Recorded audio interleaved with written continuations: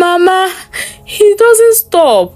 He rides me like I'm a horse. I can't keep up with him. His energy is too much. I can't satisfy him. He's not normal, Mama.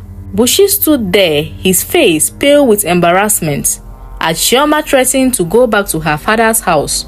Mgbafor, still in shock, pleaded with her, assuring her that everything will be fine, that Bushi was just inexperienced and things will get better with time. Reluctantly, Chioma agreed to stay. In a quiet village in the eastern part of Nigeria, there lived a young man named Bushi. He was tall, handsome and strong, and the dream of every woman in the village. Bushi had smooth dark skin that glistened in the sun, and his muscles rippled with every step.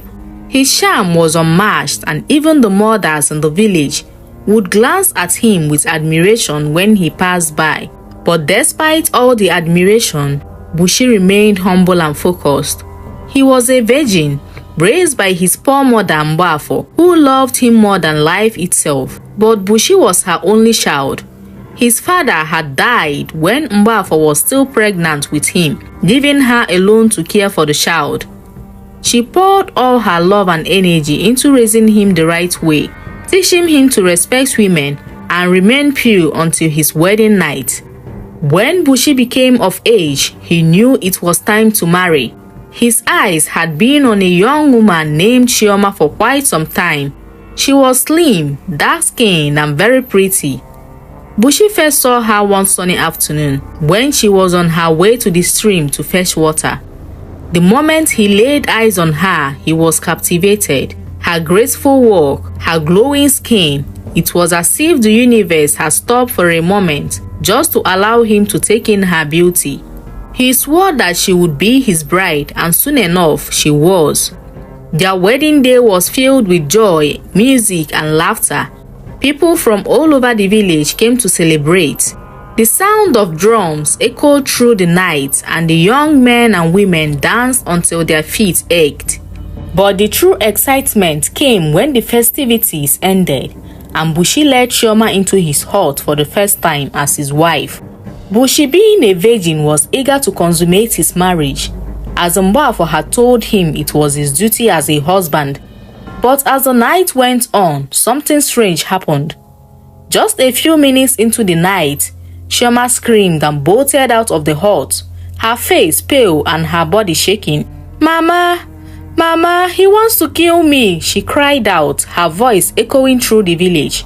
Bushi, confused and alarmed, rushed after her, holding his groin area as if in pain. Mgbafor, hearing her daughter-in-law scream, rushed out of her own hut, her face a mark of confusion. "Chioma, what is it?" Mgbafor asked, her voice shaking with worry. Chioma, panting and out of breath, stammered, "Mama, he doesn't stop. He rides me like I'm a horse. I can't keep up with him. His energy is too much. I can't satisfy him. He's not normal, Mama." Bushi stood there, his face pale with embarrassment, as Chioma threatened to go back to her father's house. Mgbafor, still in shock, pleaded with her, assuring her that everything will be fine, that Bushi was just inexperienced and things will get better with time. Reluctantly, Chioma agreed to stay. However, things didn't get better. Each time Bushi and Chioma tried to be together, the same thing happened. Bushi would never stop, and Chioma was always left in pain. It didn't take long before she couldn't take it anymore. One morning, she packed her bags and went back to her father's house, leaving Bushi heartbroken. The news spread like wildfire across the village. Some of the women pitied Chioma, but most of them thought she was foolish for leaving a man like Bushi. They whispered behind her back, saying she wasn't strong enough to handle him. Some of the young women in the village even joked that they could handle Bushi better than Chioma. One of these women was Neche, a tall, bold, and beautiful girl. Neche had always admired Bushi from afar, and she saw Chioma's departure as her golden opportunity. She made it her mission to win Bushi's heart and show him that she could give him exactly what he wanted. She flirted with him at every chance she got, throwing herself at him whenever they crossed paths. Eventually, Bushi noticed her, and long before he married Neche. On their wedding night, the same thing happened. Neche, who had entered the marriage with confidence and excitement, soon found herself screaming and running out of the hut. "I can't bear the heat," she shouted, her face flushed with fear. "He's not normal. He never gets tired."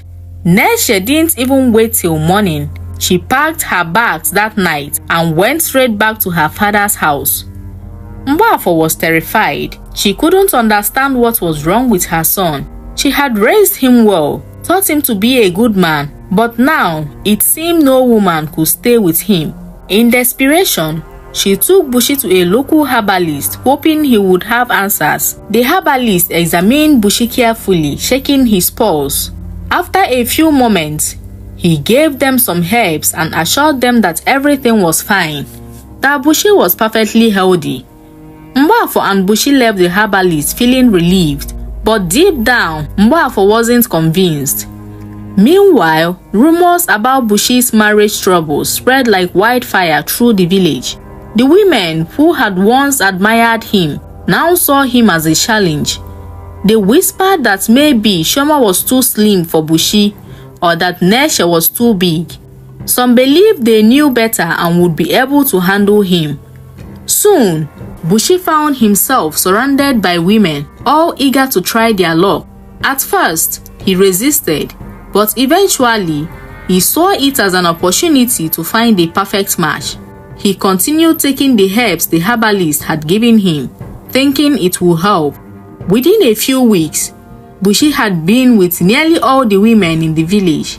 But each time, the same thing happened. No woman could handle him, and one by one, they all left, some in tears, others in fear. The village finally reached a conclusion. Something was wrong with Bushi. Some whispered that he was cursed. The men in the village believed that Bushi wasn't normal and kept their distance from him. Bushi, once the village hero, was now a lonely outcast. One day, Mgbafo could no longer bear the shame and sorrow. She decided to take Bushi to a powerful native doctor in a neighboring village. The man, known as Baba, was feared and respected by all who knew him. They believed he had the power to see beyond the physical and into the spirit world. When Bushi and Mgbafo arrived at Baba's shrine, they were greeted by the smell of incense and the distant sound of drumming. Baba, an old man with a long white beard, sat in front of a fire, staring into the flames. After listening to their story, Baba let out a deep laugh and said, "You cannot rob the gods." His voice was deep and filled with misery. Mgbafo was confused. "What do you mean, wise one?" she asked, her voice trembling. Baba turned to Mgbafo and said, "Do you remember the promise you made to the Ogugu deity when you were seeking for a child?" Mgbafo's heart skipped a beat. She had forgotten. Years ago, before Bushi was born, she and her husband had been childless for many years. Desperate for a child, they went to the Ogugu deity and begged for a child. The priest of the shrine had promised them that they would have a son, but on one condition: they must sacrifice 3 cows to the deity after the child was born. But before Mgbafo could fulfill the promise, her husband died. She had been left alone and poor, and the promise had been forgotten. Baba looked at Mgbafo and said, "The deity is angry. Bushi is cursed because you did not fulfill your promise. If you do not act soon, the gods will take his life." Mgbafo's hands flew to her mouth. She was overwhelmed with guilt and fear. Baba's words hit them like a ton of bricks. They had no choice but to fulfill the promise. The next day, Mgbafo sold one of her pieces of land near the stream, a land that had been in her family for generations. With the money, they bought 3 cows and went to the Ogugu shrine to offer the sacrifice. The chief priest performed the ritual, and as the final ritual was performed, a gentle breeze swept through the shrine. For the first time in months, Bushi felt a strange sense of peace. "It is done," the priest said, nodding in approval. "The gods have accepted your offering." After the sacrifice was made, Bushi and Mboafo felt a deep sense of relief. The curse they believed was finally behind them, but the real test was still ahead. Finding a woman who would accept him, love him, and stand by him. Bushi was hesitant at first. He had already been through so much pain and rejection. He had watched both Chioma and Nneche, women he cared for, run from him in fear. Mboafo, ever the optimist, encouraged him. "My son," she said softly, placing a hand on his shoulder. "The gods have forgiven us. You are free now. Don't let fear hold you back. Love will come to you." With his mother's words in his heart, Bushi decided to try again. He went back to Chioma and Nneche, hoping to mend what had been broken. He apologized to them both, explaining what had caused the trouble in their marriages and assured them that the curse was lifted. But both women refused him. They had already moved on from the fear and trauma they had experienced, and neither was willing to risk going through it again. Bushi was crushed, but he understood they deserved peace and he wished them well. Finding a wife in his own village now seemed impossible. The women who had once pursued him were now distant.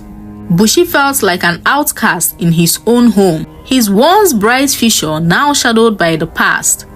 Determined not to give up, Bushi decided to search for love outside his village.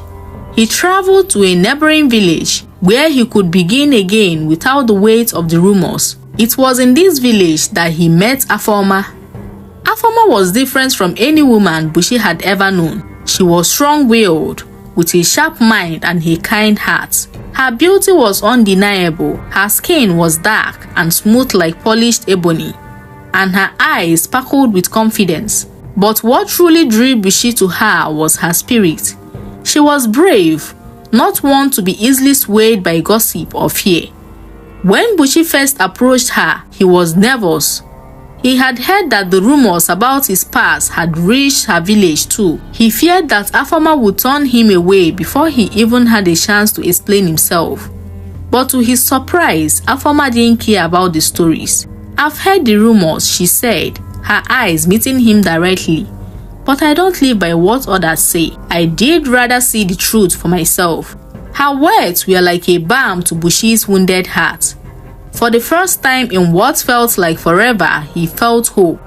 They spent weeks getting to know each other. Afoma listened as Bushi told her about the curse, the sacrifice, and all that he had endured. She didn't flinch. In fact, her respect for him grew as she realized how much he had suffered in silence, carrying the weight of a promise that wasn't even his own. When Bushi finally asked Afoma to be his wife, she smiled and said yes. The wedding was smaller than his previous ones, but it was filled with joy and love. Mboafo, seeing the happiness in her son's eyes, wiped away tears of joy. For the first time in years, she felt that everything was truly going to be alright. As the night fell and the guests began to leave, Bushi and Afoma entered their hut for the first time as husband and wife. Bushi's heart raced. This was the moment he had feared for so long, the moment where everything had always gone wrong. He was afraid that the curse might still linger despite the sacrifices. He looked at Afoma, who smiled back at him with reassuring eyes. "Don't be afraid," she whispered, sensing his hesitation.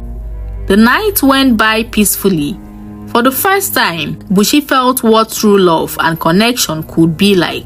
Afoma didn't scream, didn't run away, and didn't fear him. Instead, she embraced him, and they both found joy in each other. Bushi had never felt such relief, such happiness. By the time morning light filtered into their hut, both Bushi and Afoma knew they had something special. The curse had truly been lifted, and Bushi was finally free. Word spread quickly that Bushi had found a wife who stayed. The women in the village were in shock.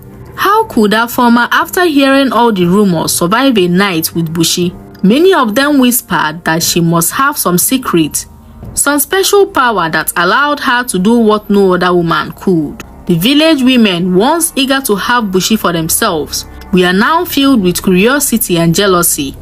They gathered around Afoma whenever she visited the market, asking her questions and trying to figure out what had happened. Afoma would only smile and say, "Love is not a competition. I accepted him for who he is, and he accepted me, that's all." Her words left the women speechless. They realized then that it wasn't about who could handle Bushi, but about finding someone who truly loved him. Bushi and Afoma became an example of love and patience in the village. Over time, the rumors about Bushi faded, replaced by stories of his happy marriage. Together, Bushi and Afoma had several children, each one bringing more joy into their home. Bushi, once the lonely outcast, was now a proud father, a loving husband, and a respected man in the village. Mgbafo remained grateful for the rest of her life. Every morning, she would wake up and thank the gods for sparing her son. She never forgot the promise they had broken, and she often told the story to her grandchildren, reminding them that a promise to the gods should never be taken lightly. As she grew older, Mgbafo watched her son's family grow, her heart swelling with pride. Bushi had become everything she had ever dreamt he would be: a good man, a faithful husband, and a loving father. And though her journey with the gods had been filled with pain and loss, she was grateful they had shown mercy in the end. Thank you guys for watching. If you watched to the end, please do not forget to subscribe, like, drop your thoughts, and share this story to your loved ones.